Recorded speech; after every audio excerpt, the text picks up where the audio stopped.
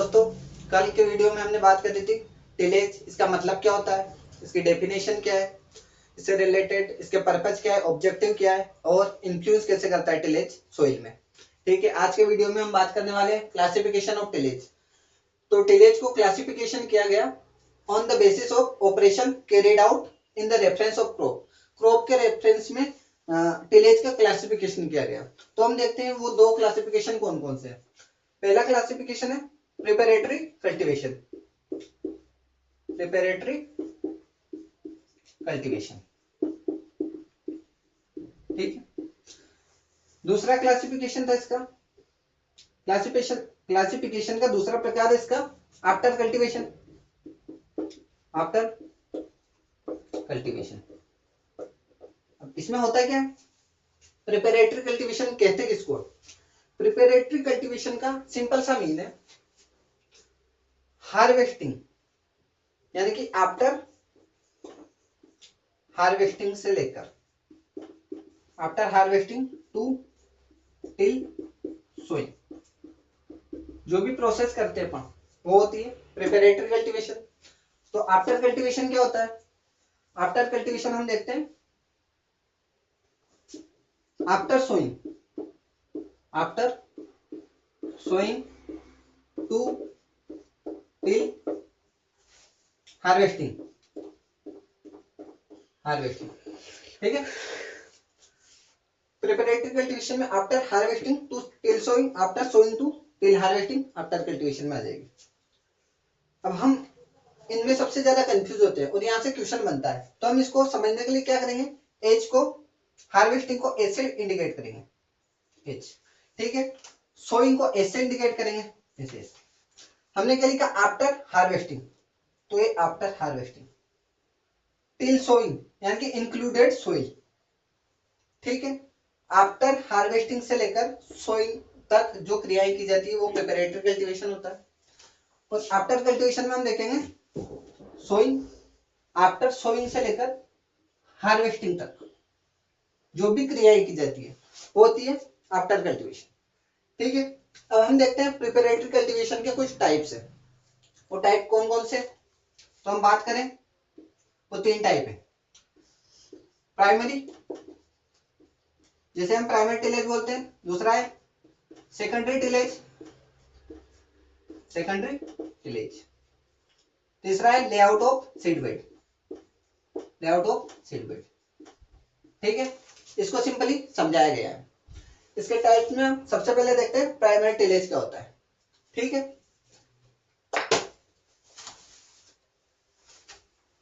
इसको मिटा देते हैं एक बार, उसके बाद इसकी बात करते हैं प्राइमरी टिलेज क्या होता है।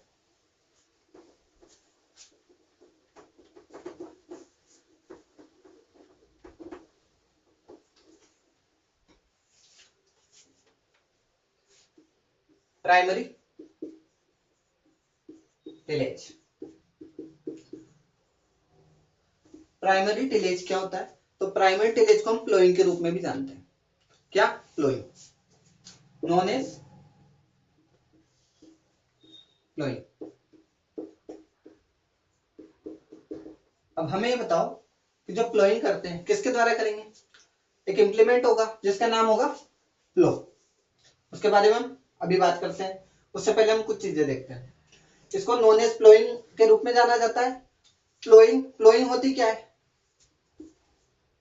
ब्रेक द सॉइल सरफेस, या अपन यूं कह सकते हैं break the hard layer, break the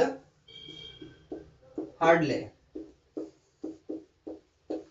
ठीक है, प्राइमरी टिलेज पढ़ रहे हैं। पहला है नॉन एज प्लोइंग, इसको प्लोइंग के रूप में जाना जाता है। ब्रेक द हार्ड लेयर, ठीक है, हम बात कर रहे हैं कि हार्ड लेयर को इसमें अपन क्या करेंगे, ब्रेक करेंगे।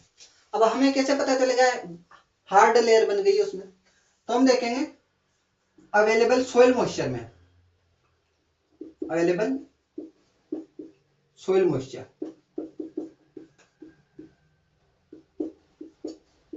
यदि अवेलेबल सोइल मॉइस्चर में डिप्लेशन होता है मॉइस्चर का, कितना, 25 से 50%। डिप्लेशन।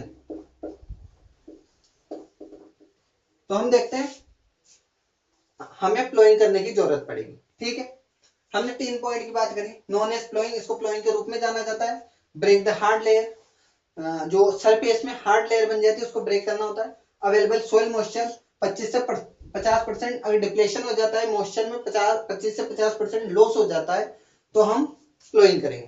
ठीक है, अब हमें बताओ कि प्लोइंग करेंगे तो प्लोइंग करेंगे कितनी, एक प्लोइंग करेंगे, 2 बार करेंगे, 3 बार करेंगे। तो हम देखते हैं प्लोइंग टाइम, ये हम 2 जगह देखेंगे। हेवी सोइल में, हेवी सोइल, हेवी सोइल जिसे हम क्ले सोइल भी बोल सकते हैं। ठीक है, एक होता है लाइट सोइल, लाइट सोइल। अब हेवी सोइल में कितने बार प्लोइंग करेंगे, तो हेवी सोइल में अपने को 3 से 5 बार प्लोइंग करने की जरूरत पड़ती है। लाइट सोइल में, तो लाइट सोइल में 1 से 3 बार हम प्लोइंग करेंगे। अब हमें ये बताओ कि हमने पहला पॉइंट पढ़ा है, इसे प्लोइंग के रूप में जाना जाता है। प्लोइंग क्या होती है, हार्ड लेयर को ब्रेक करना, सोइल सरफेस की हार्ड लेयर को ब्रेक करना। कब ब्रेक करनी है उसको, तो 25 से 50% मॉइस्चर का लॉस हो जाता है जब अवेलेबल सोइल मॉइस्चर में, तो हम प्लोइंग करेंगे। ठीक है, प्लोइंग टाइम, प्लोइंग मतलब कितनी बार करते हैं, तो हेवी सोइल या क्ले सोइल होगी तो उसमें 3 से 5 बार प्लोइंग करेंगे। लाइट सोइल होगी, इसको हम सैंड सोइल कहेंगे। ठीक है, सैंड सोइल, सैंड सोइल में 1 से 3 बार प्लोइंग करेंगे। ठीक है, अब हम देखते हैं इसकी डेप्थ कितने रखते हैं। Depth of ploughing, depth of ploughing. अब ये प्लोइंग की डेप्थ बताई किसने, तो एक इंस्टीट्यूट है क्रीडा नाम से।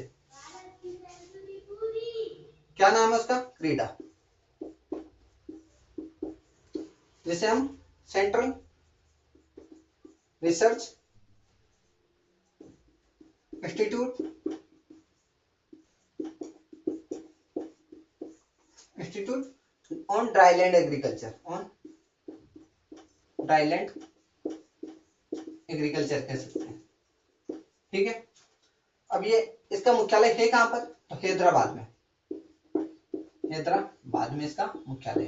ठीक है, ये बना कब था, तो 1985, 1985 में ये बना था। ठीक है, तो इसके अनुसार हम डेप्थ कितनी रखें प्लोइंग करने की। ठीक है, हम प्लोइंग की डेप्थ देखते हैं।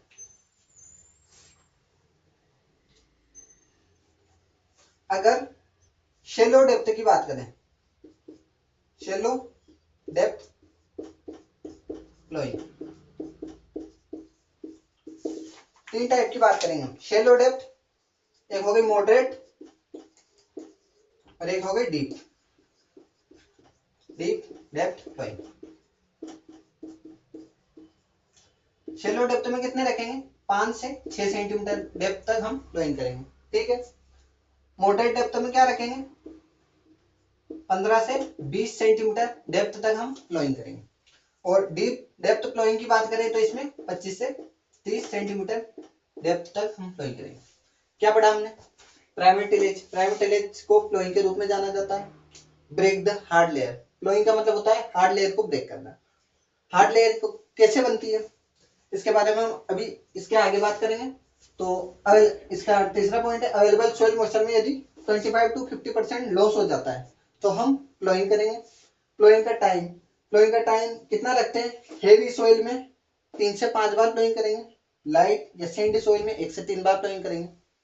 उसके बाद देखते हैं हम डेप्थ ऑफ प्लोइंग। ठीक है, तो इंस्टीट्यूट है central research institute dryland agriculture, जो 1985 में हैदराबाद में एस्टैब्लिश किया गया। उसके अनुसार शेलो डेप्थ प्लोइंग की जो डेप्थ बताई है वो 5 से 6 सेंटीमीटर है, मॉडरेट डेप्थ प्लोइंग की 15 से 20 सेंटीमीटर और डीप डेप्थ प्लोइंग की 25 से 30 सेंटीमीटर। ठीक है, इसके बाद हम बात करते हैं सेकेंडरी टिलेज। अब हम हमारे सेकेंडरी टिलेज की बात करने से पहले कुछ पॉइंट की और इसमें बात करेंगे, उसके बाद हम सेकेंडरी टिलेज को देखेंगे। अब इसमें क्या टॉपिक और बाकी, क्या पॉइंट और बाकी है, हम प्लोइंग कर रहे हैं। प्राइमरी टिलेज को हम नॉन एज प्लोइंग के रूप में जाना जाता है। तो हम जो प्लोइंग कर रहे हैं ना, तो प्लोइंग करेंगे किससे? तो उसके लिए एक इम्प्लीमेंट होगा प्लो, ठीक है। प्लो के द्वारा हम प्लोइंग करेंगे। प्लो कितने टाइप के होते हैं?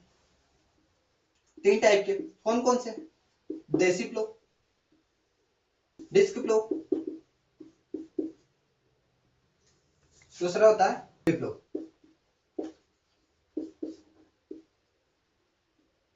एमबी प्लो, ठीक है। अब बात करें देसी प्लो क्या होता है, तो देसी प्लो के बारे में हम सिर्फ 3 पॉइंट पर बात करेंगे, जहां से सिंपल सी क्वेश्चन पूछा जाता है। पहला पॉइंट, जो देसी प्लो होता है ना, इसको और किस नाम से जानता है? इसे कहते हैं हम देसी, इसे कंट्री फ्लो के रूप में जानते हैं, ठीक है। Country flow. अब कंट्री को हिंदी में क्या बोलते हैं? देश, देश से देशी, करेक्ट, कंट्री फ्लो। दूसरी बात करें हम इसकी डेप्थ क्या रखेंगे? डेप्थ, तो 15 सेंटीमीटर डेप्थ तक ये फ्लोइंग करता है, ठीक है। तीसरी बात इसमें करेंगे हम, जो इसमें कट कट बनाता है ना सोइल के अंदर, वो किस शेप में बनाता है? तो ये बनाता है वी शेप का कट, वी शेप, ठीक है। अब बात करें डिस्क फ्लो। डिस्क फ्लो क्या होता है? डिस्क फ्लो में हम कुछ इंपॉर्टेंट जानकारी लिखनी होगी, जो लगभग हर एग्जाम में आपको देखने को मिल सकती है। तो इसकी सबसे पहले बात करेंगे डायामीटर। डायामीटर कितना रखते हैं? 60 सेंटीमीटर, ठीक है। डेप्थ की बात करें, डेप्थ कितने रखते हैं? 30 से 35 सेंटीमीटर।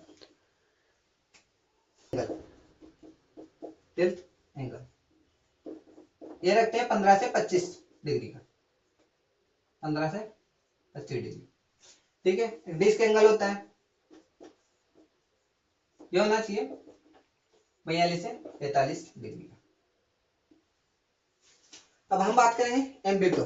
एम्बिफ्लो क्या होता है, इसको हम नेक्स्ट स्लाइड पे लेंगे। उससे पहले हम देखते हैं जो देसी फ्लो में हमने क्या पढ़ा, इसको कंट्री फ्लो के रूप में जाना जाता है। इसकी डेप्थ 15 सेंटीमीटर रखते हैं, इसमें वी शेप का कट बनाते हैं, ठीक है। डिस्क फ्लो में डायमीटर 60 सेंटीमीटर होना चाहिए, डेप्थ 30 से 35 सेंटीमीटर होनी चाहिए, टिल्ट एंगल 15 से 25 डिग्री होना चाहिए, और डिस्क एंगल 42 से 45 डिग्री होना चाहिए, ठीक है। इसके बाद हम बात करेंगे एम्बी फ्लो। एम्बी फ्लो के बारे में हमको क्या ध्यान रखना है, ठीक है।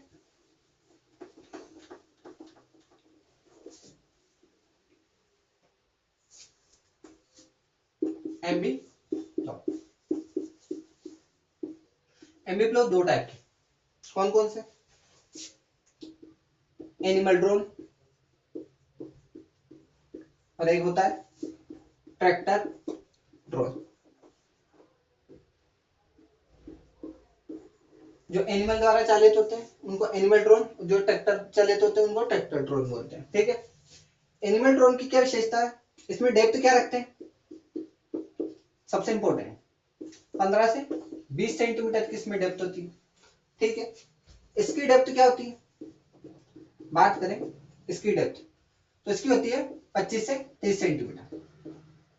और इसमें क्या ध्यान रखना है, जहां से लगभग हर बार क्वेश्चन पूछा गया है, इसमें ध्यान रखना है no inversion, no inversion of soil, ठीक है। इसमें इन्वर्जन होता है, इन्वर्जन ऑफ सोइल, ठीक है। हमने बात करी प्राइमरी टिलेज की। प्राइमरी टिलेज में कौन कौन से इंप्लीमेंट होते हैं? फ्लो, फ्लो कितने टाइप के होते हैं? 3 टाइप के फ्लो, देसी flow, disc flow, Aamby flow. पहले बात करिए देसी फ्लो की। देसी फ्लो में अपन ने 3 बातें ध्यान रखी है। 15 सेंटीमीटर डेप्थ तक इसमें फ्लोइंग करते हैं, वी शेप का इसमें कट बनता है, और इसको कंट्री फ्लो के रूप में जाना जाता है। एम्बी फ्लो में बात करी हमने डायमीटर की, 60 सेंटीमीटर उसका डायमीटर होता है। उसके बाद हमने बात करी उसकी डेप्थ की, उसकी डेप्थ 30 से 33 सेंटीमीटर तक उसकी डेप्थ रखते हैं। डिस्क उसमें बात करें हमने टिल्ट एंगल की, जो 15 से 25 डिग्री टिल्ट एंगल रखते हैं, और डिस्क एंगल की बात करी हमने जो 42 से 45 डिग्री होता है। उसके बाद बात करी हमने एम्बी फ्लो। एम्बी फ्लो क्या है? एनिमल ड्रोन और ट्रैक्टर ड्रोन। एनिमल ड्रोन जो होता है इसकी डेप्थ रखी जाती है 15 से 20 सेंटीमीटर, ठीक है। इसकी इंपॉर्टेंट विशेषता है no inversion of soil, right. टेक्टाड्रोन, इसमें डेप्थ रखते हैं 25 से 30 सेंटीमीटर और इसमें इन्वर्जन ऑफ सोइल यानी कि सोइल की उल्टा पलटी इसमें हो सकती है। ठीक है, अब हम इससे आगे बात करेंगे सब सोइल प्लोइंग।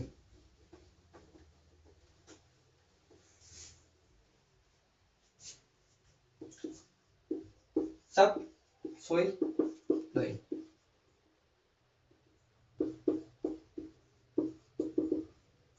सबसे पहले हमें ये समझना होगा सब सोइल होती क्या है। एक होती है सरफेस सोइल, सरफेस सोइल, दूसरी होती है सब सरफेस सोइल। जो यहाँ पर सब सोइल की बात करें ना, वो सब सरफेस सोइल की बात की जा रही है। सरफेस सोइल की डेप्थ कितने रखते हैं? 15 सेंटीमीटर, 0 से 15 सेंटीमीटर। ठीक है, इसकी 15 सेंटीमीटर से 90 सेंटीमीटर। ठीक है, अब हम देख रहे हैं हमारे जो भी सारे कृषि के इक्विपमेंट चलाए जाते हैं वो सारे चलाए जाते हैं सरफेस सोइल में, तो 0 से 15 सेंटीमीटर तक चलाए जाते हैं मेनली।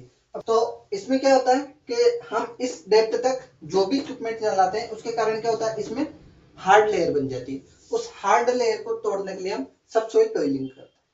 सब सोइल प्लोइंग के लिए कौन सा इम्प्लीमेंट यूज आता है?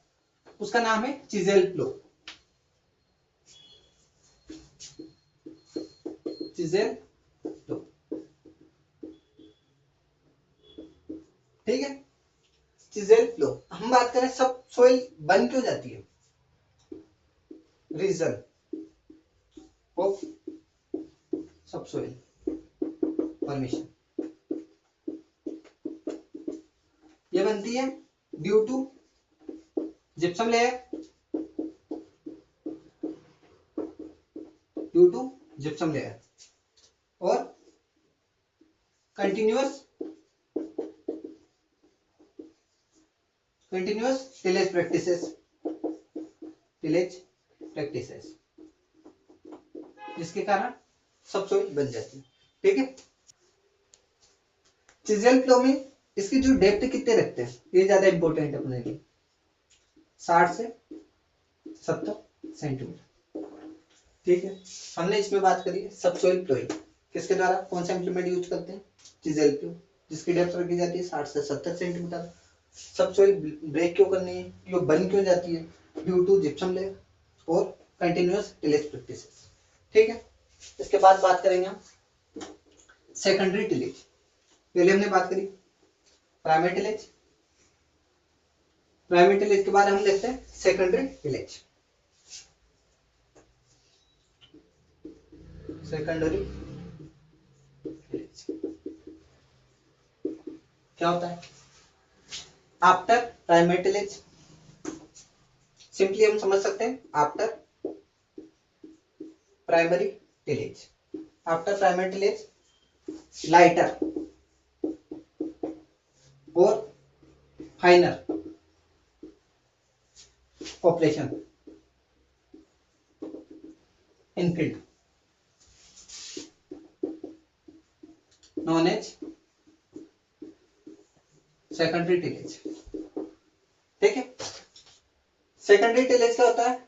प्राइमरी टिलेज के बाद में जो लाइटर और फाइनर ऑपरेशन किए जाते हैं उन्हें सेकेंडरी टिलेज के रूप में जानते हैं। अब इसमें कौन कौन से ऑपरेशन है जो इसके अंदर आते हैं? पहला है हेरोइंग, दूसरा है प्लैंकिंग,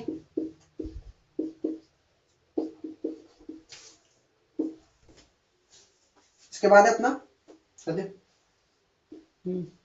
सीड सोइंग। ठीक है, सेकेंडरी टिलेज में हम बात कर रहे हैं लाइटर और finer operation in field before sorry after primary tillage. Primary tillage के बाद में जो ऑपरेशन किए जाते हैं वो सेकेंडरी टिलेज के रूप में होते हैं। हमने यहां देखा हेरोइंग, दूसरी है प्लैंकिंग, तीसरी सीड सोइंग। सीड सोइंग किस में आती है? सेकेंडरी टिलेज में आती है। ठीक है, ये बहुत सी बार पूछा गया, इंपॉर्टेंट। हेरोइंग, हेरोइंग के लिए कौन सा अपन इंप्लीमेंट यूज करते हैं? हेरो इसका मतलब क्या होता है? हेरो का मतलब होता है जो लार्ज क्लोड होते हैं ना उनको फाइनल क्लोड में चेंज करना, कन्वर्ट करना। ठीक है, इसके साथ में स्टेबल्स को हटाना, तो लार्ज क्लोड को फाइनल क्लोड में चेंज करता है। ठीक है, और हटाना,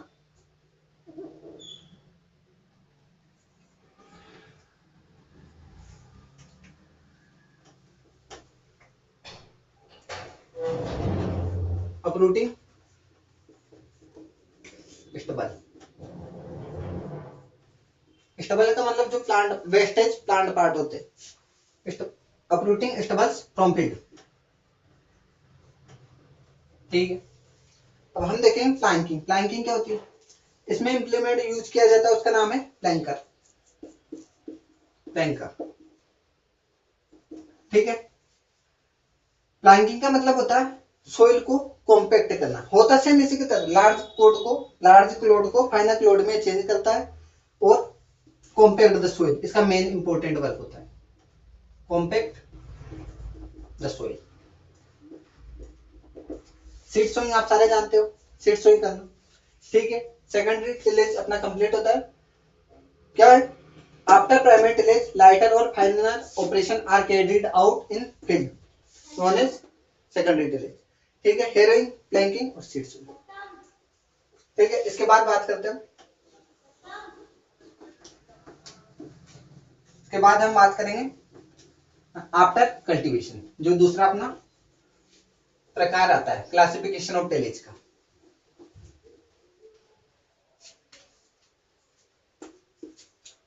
आफ्टर कल्टीवेशन हम बात कर रहे हैं आफ्टर कल्टीवेशन। आफ्टर कल्टीवेशन में हमने देखा था आफ्टर सोइंग से लेकर इंक्लूडेड हार्वेस्टिंग, जो भी क्रियाएं या जो प्रोसेस की जाती है उनको आफ्टर कल्टीवेशन कहते हैं। ठीक है, कौन कौन सी प्रोसेस होती है? Weeding, earthing up, earthing up, इसको अर्थिंग अर्थिंग अप, ठीक है, और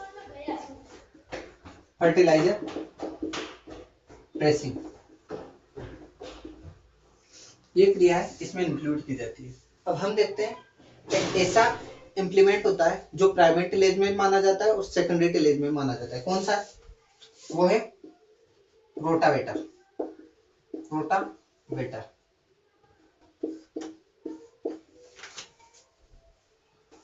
primary and secondary tillage implement. ठीक है, अब हम इससे आगे की बात अगले वीडियो में करेंगे। तब तक के लिए आप पढ़ते रहिए और रिवीजन करते रहिए। Thank you.